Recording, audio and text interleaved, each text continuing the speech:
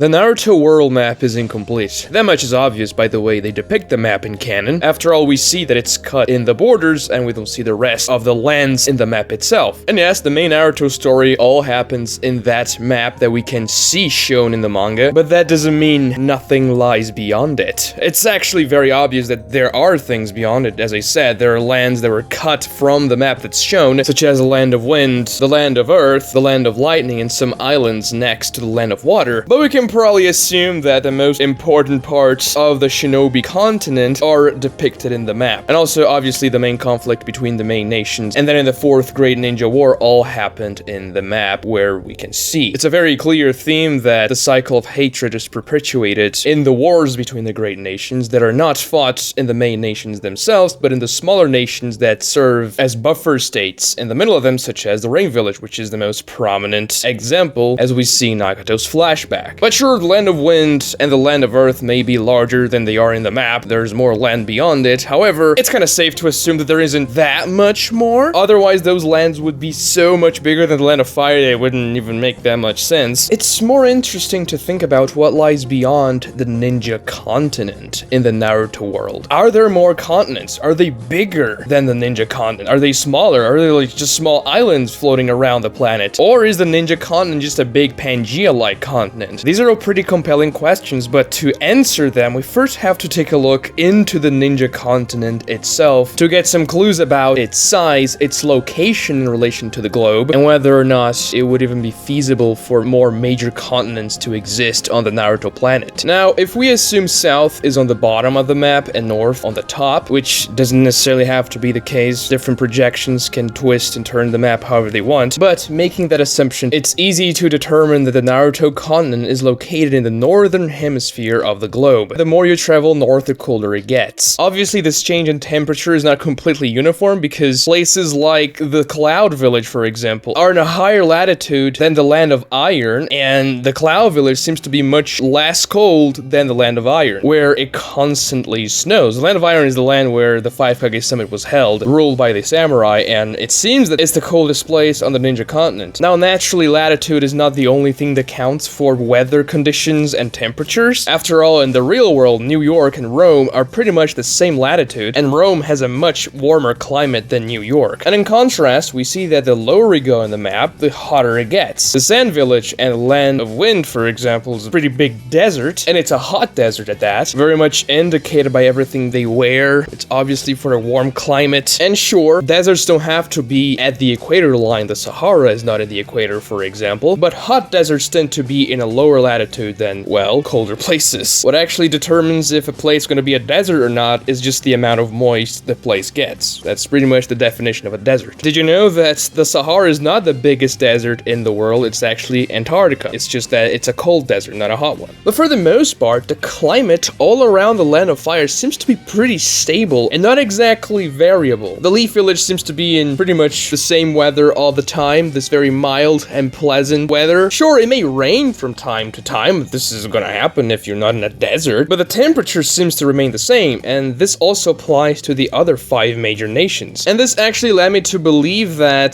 the Naruto world may not have a tilt on its axis, which is the cause for seasons. Well, not anime seasons, but weather seasons. A planet that doesn't have a tilt to its axis will not undergo seasonal variation on its climate, and the variation on the weather will be much more determined by wind and water currents than anything else. A good example of that is the world of Roshar and the Stormlight Archive. We see a few scenes where it's much colder in the Leaf Village, some scenes where it's even snowing there, but these variations on temperature could have been caused by other things than the axis of the Earth. And it would be kind of cool for the Naruto world to be so different from our own in that way. However, it's not the case, because in the Obito flashback, we clearly see panels that indicate the changing of seasons. First, we see Obito in the snow, and then we see the sakura trees becoming pink, which signals the beginning of spring in Japan. And because Naruto is very much based on Japanese culture, this is an indication that the seasons are changing. Therefore, the Naruto planet does have a tilt to its axis. Another thing that contributes to the planet having a tilt is the moon, because there is a moon in the planet, and that helps to stabilize the tilt in the axis. Still, because the Leaf Village always seems to be much warmer than otherwise, and at the same time, it doesn't seem to experience tremendous heat, we could assume that the climate in the Leaf Village is something along subtropical tropical or Mediterranean, where you have pretty hot summers but nothing extreme, and cold winters, but snow is not something that usually happens. And a climate like that indicates that the Leaf Village is on a latitude above 23 degrees, and probably below 35. Now the question is, where would the equator line be on the map? Maybe it wouldn't even be on the map. Maybe the entire continent is in the northern hemisphere, but we have to find a way to calculate the size of it. And unfortunately, we will have to use a lot of estimation and guesses for it, because there isn't any type of metric for the size of a continent. The best thing we have is the time it takes for ninjas to travel from the Leaf Village to the Sand Village, which is 3 days. Yes, ninjas have to walk, slash run, slash jump to places. They don't have cars, so we also have to estimate the speed of the ninjas when they are traveling from one place to another, and obviously this is going to change a lot from ninja to ninja. Guy, when he gets the same mission as Kakashi to go to the Sand Village in the Kazekage Rescue Arc, tells his team, we're not gonna do it in 3 days, we're gonna do it in half a day, which is 6 times faster, meaning that, yeah, obviously the faster you go, the faster you're gonna get to the place, but we never really get a number to their speed or anything like that. Also, in the War Arc, the 4th Hokage managed to reach the War Arc battlefield from the Leaf Village in mere minutes, and the Leaf Village to the battlefield of the 4th Great Ninja War is a comparable distance to the Leaf Village and the Sand Village, so this is going to vary a lot from ninja to ninja. 3 days seems to be the average, or what you're expected to do if you are hurrying to the Sand Village from the Leaf Village, but it's definitely not something set in stone. Then again, if we assume Naruto, Kakashi, Sakura, they took 3 days to get there, they were jumping and hopping from tree branch to tree branch, just like ninjas usually do when there's a forest to do that. Obviously, there's gonna be a part of the journey that they can't really do that because there are no trees anymore. It's just desert when you enter the Land of Wind, so we have to take that into account. Their speed of travel is not gonna be constant. So if you say they travel for 10 hours a day at 100 kilometers per hour, which seems to be kinda what they're going at when they're hopping from tree branch to tree branch. In the anime, at least, they look really fast. The trees move pretty damn quick, and we get the same feeling in the manga as well when the trees are just hessing by with the motion blur and those speed lines. It would mean that they would travel 1,000 kilometers a day, giving the distance between the Leaf and the Sand Village 3,000 kilometers, or about 1,900 miles in freedom units, which is a lot, especially when you take into account that the entire continent is much larger than the distance between the Leaf Village and the Sand Village, so probably 100 kilometers per hour is too much. Then again, 20 kilometers per hour would give you a distance of 600 kilometers between the Leaf and the Sand Villages, which is much closer and maybe more realistic. And also, if we extrapolate to the real world, continents vary a lot in size. Europe is way smaller than Asia, for instance. And yeah, sure, I guess you can make the argument that because Naruto is inspired in Japanese culture and Japan is in Asia, maybe the continent is supposed to be the size of Asia or something similar to it, but we just can't really know it. The best estimation that we can give is probably that it's a mid-sized continent. Perhaps the size of South America, maybe Africa. Regardless, it's easy to say that no, it wouldn't be impossible for other continents to exist because we see in our planet that there's plenty of room for continents in the ocean. I mean, the Pacific Ocean is so massive, it covers practically one entire face of the globe, and there's barely any land masses in there, so it is plausible for more continents to exist in the Naruto world. Now, if the ninja continent is not a Pangea, and there are other continents, then there are a few options in-universe as to the relation between the ninja continent and the other continents. Number 1, the ninja continent does not know about the existence of the other continents, and there aren't any inhabitants there, or at least sentient inhabitants. Number 2, they do not know about the existence of the other continents, but there are sentient inhabitants in there. Number 3, they know of the existence, but they know that there aren't any inhabitants in there. And number 4, they know of the existence, and they know that there are sentient inhabitants in there. Now, if they don't know about the continents, but the continents are inhabited, then it doesn't really matter, because it's just a matter of them eventually finding those continents, which could be kind of a cool premise. Oh, let's explore the new continent, the Shinobi World that we just found. But it would be even more interesting if they discovered a continent with people already in it. If that's the case, though, this would raise a couple of questions, such as how did they not find the continent before? Because they do have boats in the Narutoverse, and I would imagine that at least Land of Water would be pretty good at navigation and have a good navy that explores the seas and the oceans to take a look at what there is beyond. But you can also justify they didn't find it out because these technologies are kind of new. After all, during the Warring States period, technology in the Naruto world was certainly not as advanced, and they probably didn't have boats powerful enough to sail a massive body of water like an ocean, and they were much more distracted with their own internal continental wars, kind kind of like how Japan was in real life. They didn't really explore too much and sat outside of their own islands until World War II, essentially. And that wasn't very good. But there is a particular statement in the manga that leads me to believe that there are other continents and they know about it, and those continents are inhabited. Which is the first time we get shown the Naruto map, when Kakashi is explaining the power system in the major nations of the Ninja Continent, that Shinobi villages serve as the military force for the nations in the Shinobi Continent, and that the villages are not controlled by the feudal lord, but they have equal standing in terms of political power. And Kakashi was explaining that to justify why the Land of Waves didn't have a Shinobi village, because they're protected by the ocean at all sides, and also they're very small. So Tazuna actually needed the services of the Leaf Village to return safely to the Land of Waves, and also to protect the bridge while it was being built. But this is not the matter of the video. What matters most in Kakashi's statement here is that he says, in this continent, the major nations use Shinobi villages as the military force. When he says, in this continent, this implies that there are more continents and that he knows about it, and that those other continents have different systems from the continent Kakashi is explaining about right now. If Kakashi thought or knew that their continent was the only one on the planet, he would say, in our world, this is how things work, or this is how the world system works. But no, he specifically says, in this continent. It's kind of like you're going to Europe and somebody says, oh, in this continent there are a lot of stone castles, much more than other continents, because of the Middle Ages and things that happened there. So when Kakashi says in this continent, it seems like he is distinguishing his continent, the continent he's explaining about, to other continents. This really gives you the impression that there are more continents in the world, and because it happened so early on in the story, in the very first arc, yeah, okay, we're probably gonna see more of those faraway continents later down the line, but it never really happens. So from a storytelling perspective, what could these other continents be like? What could their people be if they really exist, which seems to be the implication here. Now, a somewhat cliche but effective way to portray the people and the culture of these other continents is just to base them on other places on Earth, just like the Ninja Continent is based on Japan. So you could do an European-like continent where instead of you having ninjas, you have knights. A Middle Eastern continent where instead of ninjas, you'll have Ghazi. A Mesoamerican continent where instead of ninjas, you'll have shamans. So on and so forth. But this is a very tropey thing to do, and it probably wouldn't really fit with a Shinobi World aesthetic. Now, you can also argue that there are other civilizations that inspire things in the Shinobi Continent, like the Sand Village is very much inspired in the Middle East. Just look at their clothing. But the Japanese influences are still much more powerful than other influences. Now, one thing that could fit very well, but Kishimoto kind of ruined it in Naruto, is that the other continent could be a samurai continent. But unfortunately, Kishimoto introduced the samurai into the Shinobi Continent for no reason at all, because the samurai faction plays absolutely no role whatsoever, and they're the most unimportant characters in the entire verse. It almost seems like a complete afterthought, like, oh, I like samurai, so let me just include them here real quick, but it's not as though they're gonna be important.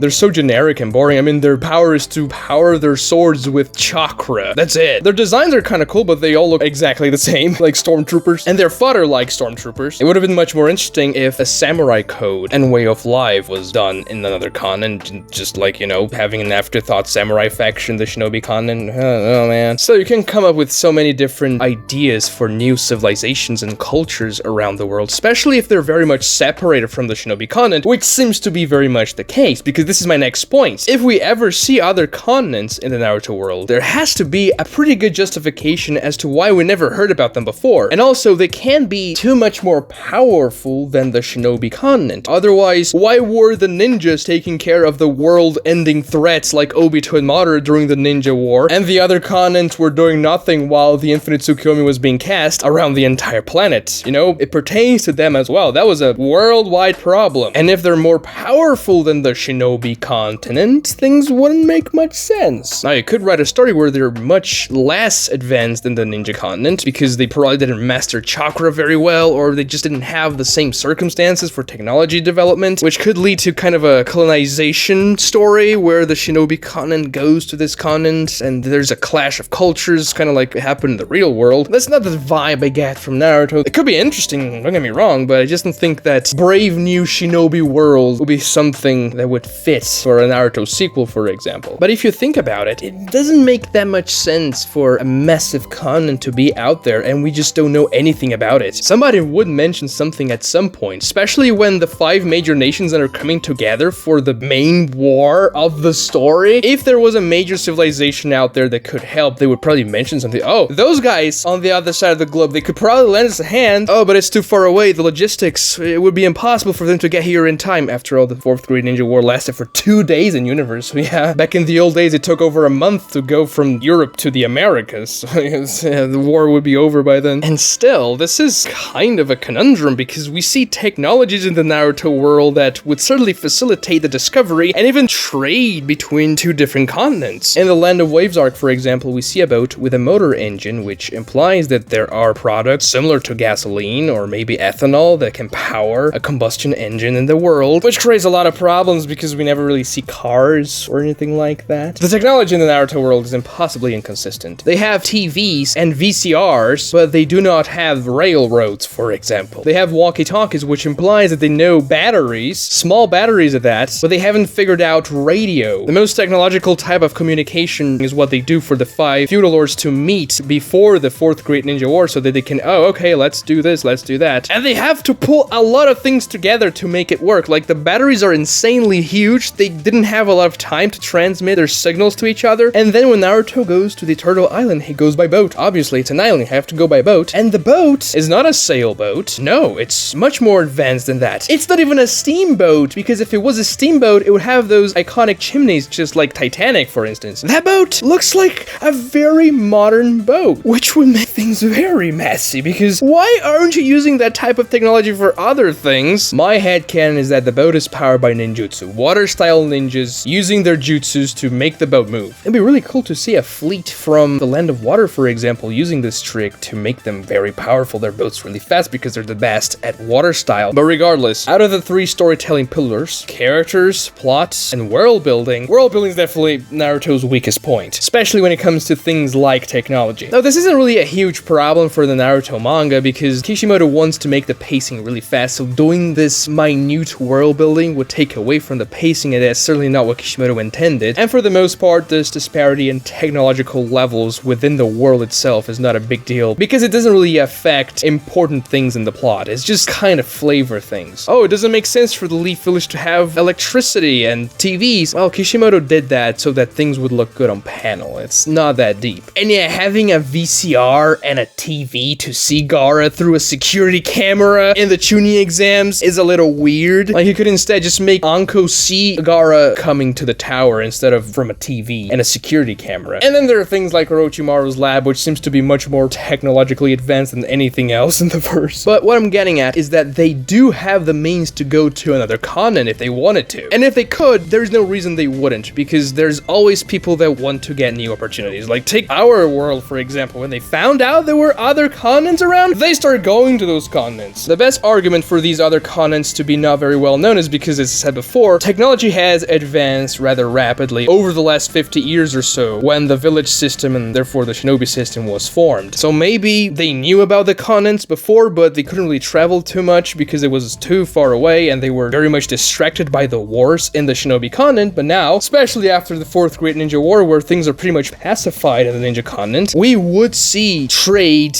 and just connections happening with these other continents if they exist. Now, wouldn't it be much more interesting for the antagonist of the Naruto sequel to be from another continent on the same planet and not from weird aliens with a skin condition that come from the dimension of whatever and their goal is to destroy the planet and just get more powerful? Wouldn't it be more interesting if the antagonists were more nuanced human characters with understandable motivations that are interesting to follow? You could give these guys from the other continent powers that relate to chakra itself, but it's very different from ninjutsu. After all, it's another continent, developed somewhere else, and therefore they would have a different development to their powers. But no, let's get the worst villains in the history of shonen. That's much better. I guess you could also do something like Hunter x Hunter, where the continent the characters live in is just the smallest place on the planet, and the dark continent pretty much surrounds them completely. It's just this mysterious thing, but it wouldn't really fit the Naruto world if you had a much more massive and more powerful continent than the Shinobi Continent, because as I said before, well, why didn't they help in the war, for example? Why don't you know they exist? I guess you could say the Dark Continent was not mentioned too much in Hunter x Hunter before the arc started, but it makes much sense in that story because it's about exploration, the mysteries of more powerful creatures lying around, unlike Naruto, which is supposed to be more grounded that way. Now, sure, there are tail beasts and stuff like that, that, but you do get the vibe that the ninja continent is the main character's continent. I mean, that's quite literally the case, but if you lived in the Naruto world, you would get that feeling too. Oh, okay, those guys are the main characters. Kind of like how Europe were the main characters in our world until the 20th century. Like this video if you enjoyed it, and subscribe to the channel if you haven't already. Also ring the notification bell for more videos like this. It helps me out a lot against the YouTube algorithm. Let's win this war. Watch this other Naruto video showing up on your screen right now for more cool content, and thank you so much for watching.